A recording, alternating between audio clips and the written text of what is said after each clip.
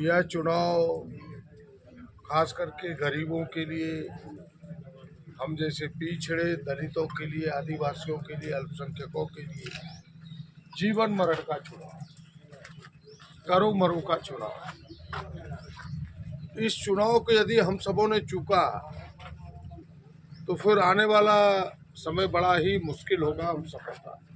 बहन लोगों का आना तो थोड़ा इधर, माँ बहन लोगों को इना अब आगो अभी जा आगो अब अरे इधर आओ ना, आगे आओ ना, उधर क्या जवानी सब इधर आओ ना आगे। अब कह रहा था कि हम जैसे लोगों के लिए, गरीब गुरुआ के लिए, आदिवासियों के लिए, दलितों के लिए, पिछड़ों के लिए, अल्पसंख्यकों के लिए यह जीवन मरण का चुनाव है, करो मरो का चुनाव है। इस बार यदि चुक गए तो पूरे देश में हम लोगों के लिए जीना दूभर हो जाएगा और इस क्षेत्र में भी जीना दूभर हो जाएगा। एक तानाशाह की ओर यह बढ़ता हुआ देश तानाशाही शासक की हो जाएगा, शासन भी तानाशाह हो जाएगा। फिर हमारे जो अधिकार है वो अधिकार हमसे छीना जाएगा, जो बाबा साहब अम्बेडकर ने हमारे हाथों में अधिकार दिया है, एक वोट का, जिससे हम अपने भाग्य विधाता का निर्माण करते हैं, अपना प्रतिनिधि बनाते हैं। हमें लगता है कि इसके बाद फिर चुनाव होगा कि नहीं, यह भी शंका है। और जो यह कह रहे हैं कि 400 का पार होने के बाद हम संविधान बदल देंगे, संविधान क्या बदलेगा? हमारा जो दिया गया आरक्षण है वो बदलेगा। आप सबको याद होगा कि एक बार यह जो विशेष अधिकार मिला है दलित आदिवासियों को, एट्रोसिटी एक्ट, यानी उससे कवच जो मिला है कि भाई आपको कोई गाली दे दलित का करके, आदिवासी का करके, तो एक विशेष केस होता है, उसको भी समाप्त करने का फैसला होना पड़ा। क्या गलत करें कि सही? तो उसकी मंशा तो उसी समय जाहिर हो गया था, ये लोग दलित विरोधी है, ये लोग पिछड़ा विरोधी है।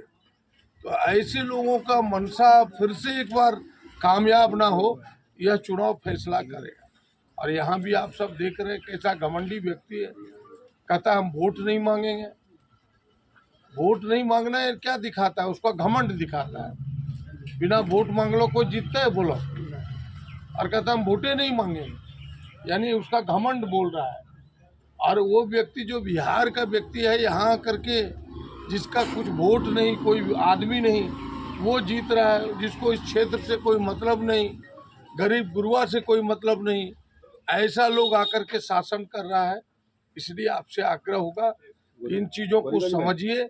और हम तो आपके बीच के हैं, आपके हैं, जितना हम आपके दुख दर्द में शामिल होंगे वो नहीं हो सकता है। हम जितना झारखंड के लिए सोचेंगे वो नहीं सोच सकता है।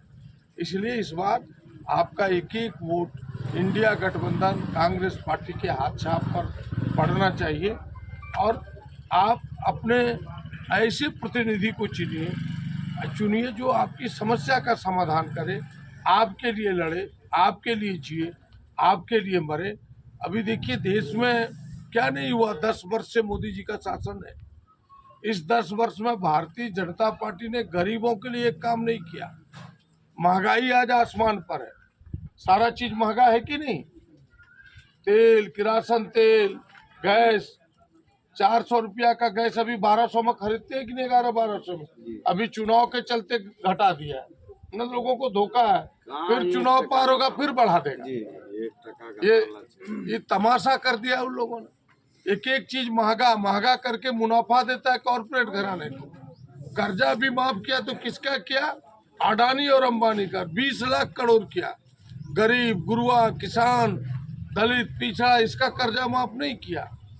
इसलिए इन तमाम चीज़ों को गौर करते हुए यह भारतीय जनता पार्टी पैसे वाले की पार्टी है। इसीलिए यह लड़ाई देश के चंद पैसा वाला और गरीब लोगों के बीच है। अब फैसला आपको लेना है कि भाई हम गरीब एक साथ वोट करते हैं कि नहीं। अगर गरीब एक साथ वोट करेगा तो सबको हाथ छाप में करना चाहिए, इंडिया गठबंधन को करना चाहिए। यही आपसे हाथ जोड़ के विनती है। और यह वोट हमारा भविष्य तय करेगा, इस देश के भविष्य को तय करेगा, इस देश के लोकतंत्र को बचाएगा, और जो ये बाबा साहब का संविधान है उसकी रक्षा करेगा। इसलिए आपका एक एक वोट कौन छाप पर पड़ेगा?